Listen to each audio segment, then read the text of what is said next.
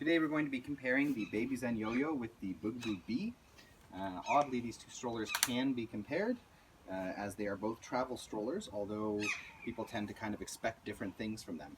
Babyzen Yoyo has been kind of the king of travel strollers for a little while now. That's because of its incredibly lightweight. It is about a couple kilos lighter than the Bee, and it folds very small. The Bee folds small as well, but the Bee is over the expected dimensions for putting it into cabin luggage, whereas the Zen is not, and that's been a high selling point for a while. And several other stroller companies have actually come out with their own models that are below the expected dimensions for putting it into cabin luggage.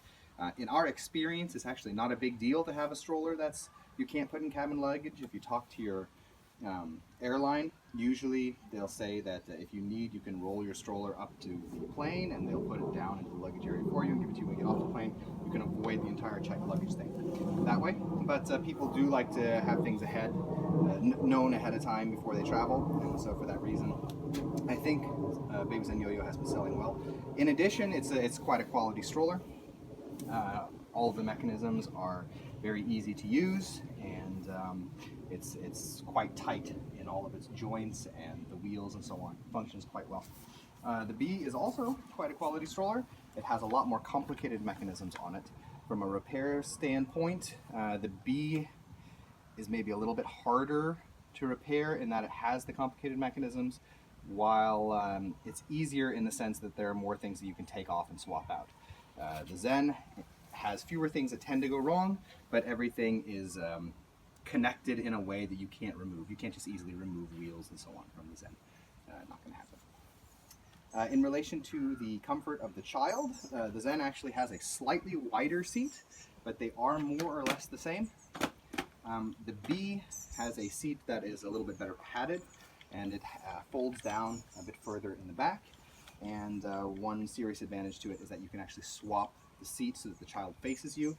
There's a lot of children that like to face their parents while you're driving and so on. Both of these strollers can be fit with a newborn bag, so that works for both of them. The Bee has a slightly higher weight that it can take children in.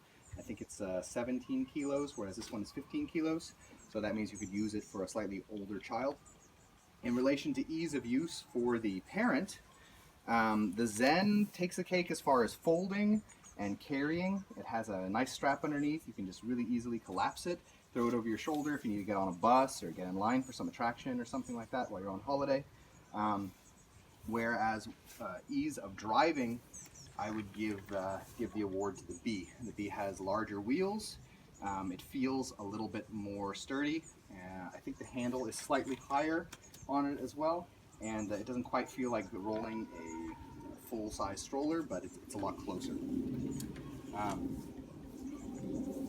So those are our main notes on the Zen versus the Bee. Which one you go for kind of depends on what your needs are for your child and your travel experience. If you're just looking for something that's going to be very light and easy for you to take with you on your trips, then I would recommend the Zen. But if you're willing to sacrifice a little bit in the folded dimensions and the weight, this is going to be a little bit more comfortable perhaps to drive around, maybe more for like a longer vacation and so on.